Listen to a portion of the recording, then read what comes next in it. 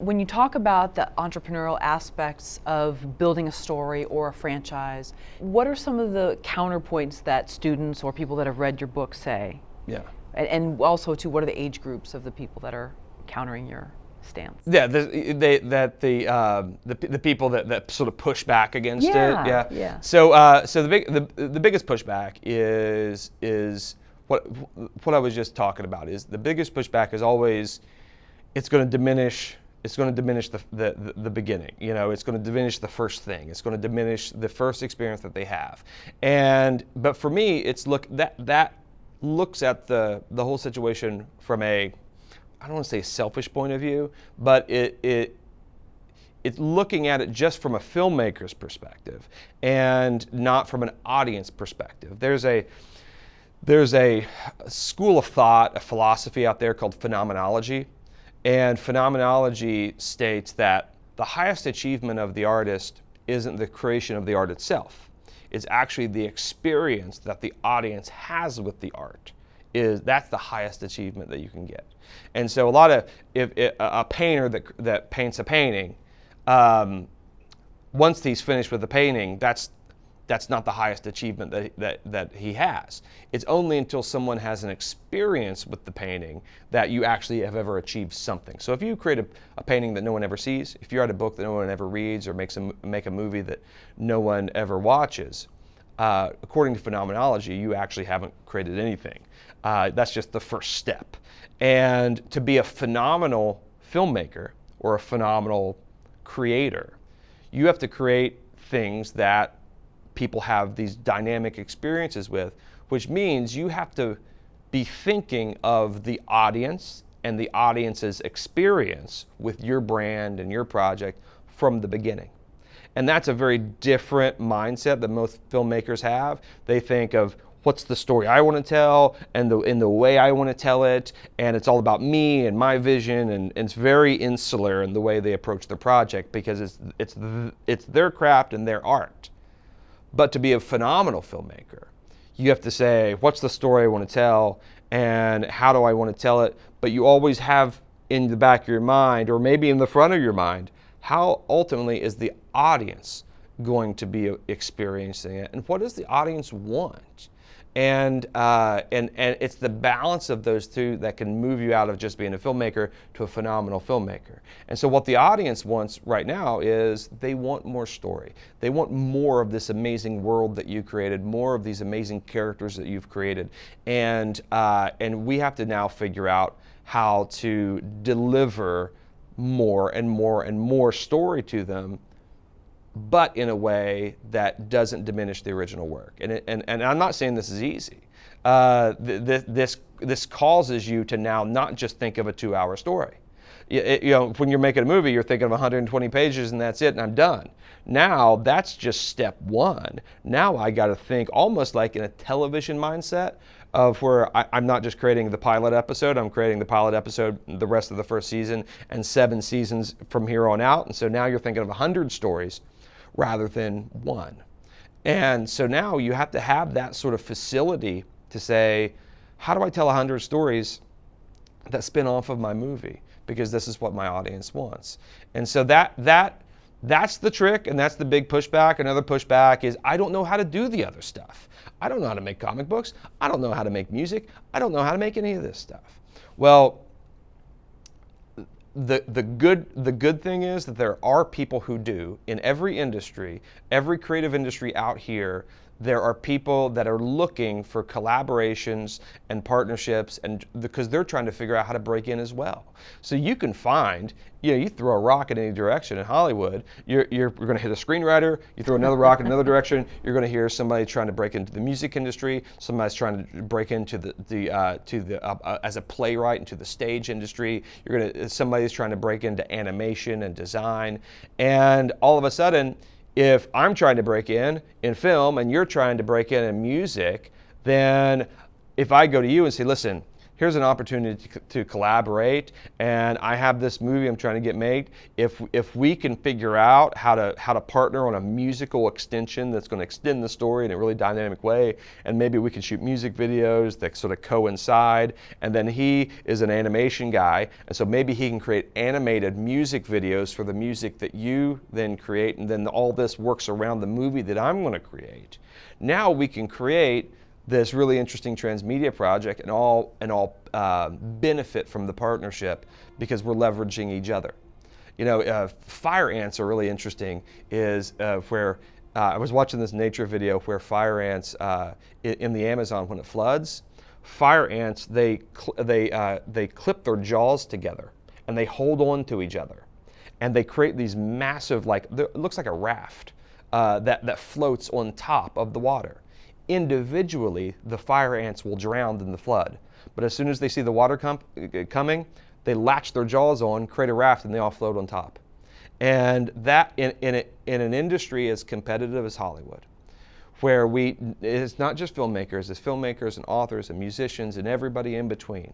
When the water is rushing all the time, the way for us to succeed, especially when we're trying to break in, isn't just to insulate ourselves individually.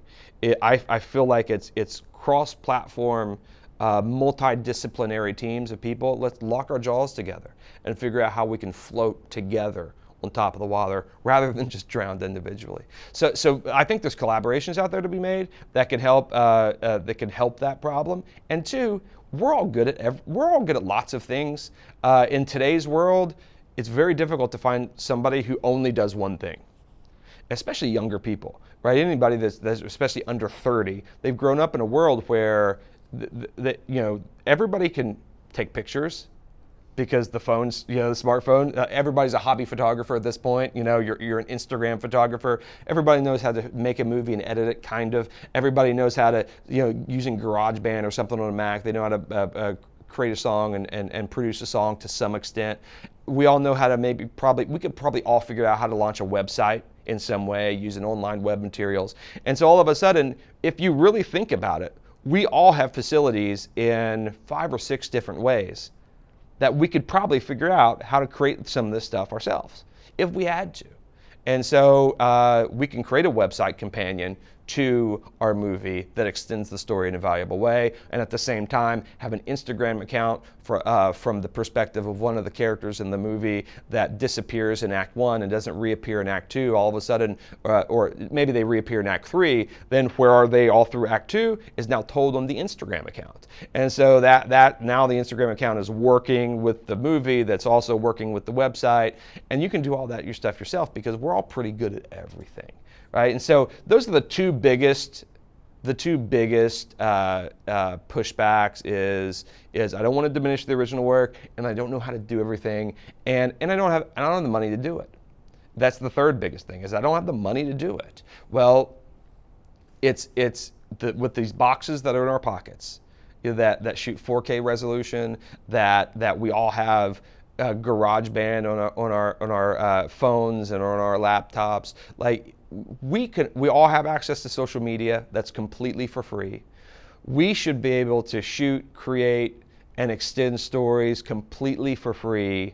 Maybe we're not making big motion pictures, maybe we're not making platform video games, but there should be a way for everybody on a zero budget to be able to continue to engage their audience, or even establish an audience in a dynamic way completely for free.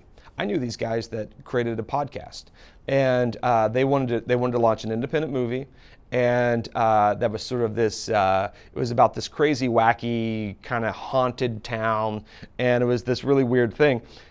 They shopped it around. They couldn't get it. They couldn't get any traction on it, so they went and created a podcast, and the podcast is from the perspective of the radio DJ in that town. And he talks about like the crazy things that happen in the town, the different characters. They interview some of the characters on there, and it's just this weekly podcast that gives sort of the weekly news of the crazy town. The podcast has blown up to where they have hundreds of thousands of subscribers to this podcast. What they've done now is they've established pre-awareness for their project, And now they take the couple 100,000 loyal audience that they have for the podcast and have leveraged that into a film deal, because they've proved the marketplace is ready for this project, right? And so, and to create a podcast it costs zero money, completely $0, right? And so they just recognize the tool. And I'm not talking about a podcast where you're talking about your movie. Right. It's like there's a difference between in-world and out-of-world. When I'm talking about Transmedia is in-world extensions. So we're inside the world and we're extending the story in various ways. I'm not talking about behind the scenes cast and crew interviews and things. Those are valuable in different ways. Typically they're valuable after something's been released. But when really we're talking about Transmedia and Superstory and these things like this, we're talking about getting inside the world and extending in valuable ways. And there's so many tools at our disposal that we don't even know that are there that we can use to be able to extend. And I was watching the pilot episode of Better Call Saul. There was a character who wanted Saul Goodman to be his lawyer, and so Saul Goodman didn't want to be his lawyer because this guy was sort of this mean criminal kind of a guy. So this guy writes his phone number on a matchbook and throws it on the desk and say, "Call me." And for me, being a Transmedia guy, I pause the TV and I call the number, because of course I would. And I call the number and I get the character's voicemail. Wow. Right? That's and neat. so doing little things like that, you can do almost for free, very inexpensive, and very easily yourself.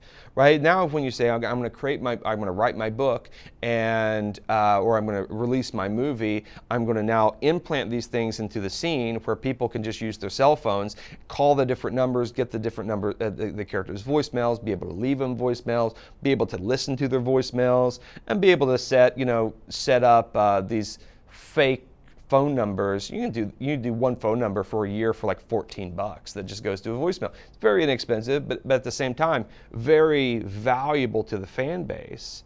And it just kind of makes it feel different. Like, wow, this is cool. I'm like doing this really interesting thing. So there's lots of tools that we can use that we just don't know are there, that are very expensive. You don't need the Star Wars budget to be able to use the principles of Star Wars. Right? You don't need this stuff. We just need the principles to understand the rubric, and now we use those low cost